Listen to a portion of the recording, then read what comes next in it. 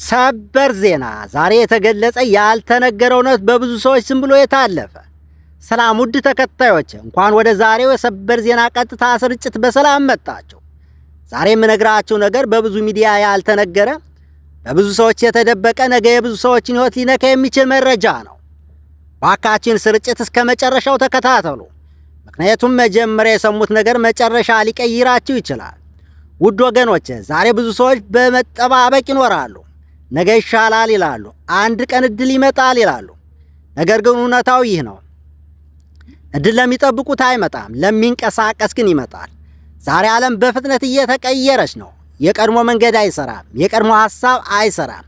አዲስ አስተሳሰብ ያስፈልጋል። ብዙ ሰዎች ዜናን ይሰማሉ፣ ጥቂቶቹ ግን ከዜናው መልእክት ያወጣሉ። ዛሬኛ የምንሰራው መልእክት ማስተላለፍ ነው። ውድ ተከታዮች፣ በአሁኑ ጊዜ የሥራ ገበያ በጣም ተለውጧል። ብዙ ኩባንያዎች ሰራተኞች እየፈለጉ ነው። ነገር ግን ተዘጋጅቶ የሚመጣ ሰው ይፈልጋሉ። እባክዎ በትኩረት አዳምጡኝ። የሚከተሉት እድሎች የእርስዎ ናቸው።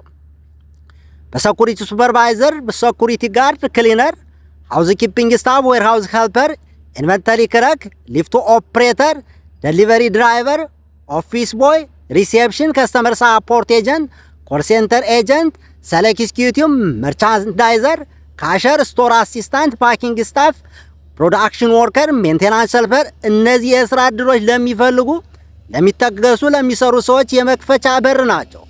አብዛኛዎቹ ጊዜ የሚፈለገው መሠረታዊ እንግሊዝኛን፣ ጊዜ መጠበቅ፣ ታማኝነትና ትጋትን ነው። አንዳንድ ቦታዎች ደግሞ ደሞዝ፣ መኖሪያ፣ ትራንስፖርትና ተጨማሪ ሰዓት ክፍያና የሕክምና ጥቅማጥም ያካትታሉ።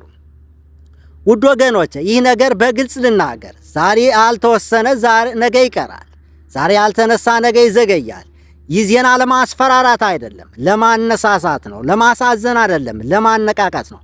ከዚህ ስርጭት ጥቅም ካገኛችሁ ላይክ አድርጉ፣ ኮሜንት ላይ ሐሳባችሁን ጻፉ፣ ሳብስክራይብ አድርጉ፣ ቢሉን አንቁ። ምክንያቱም ዛሬ የሰማነው መጀመሪያ ነው።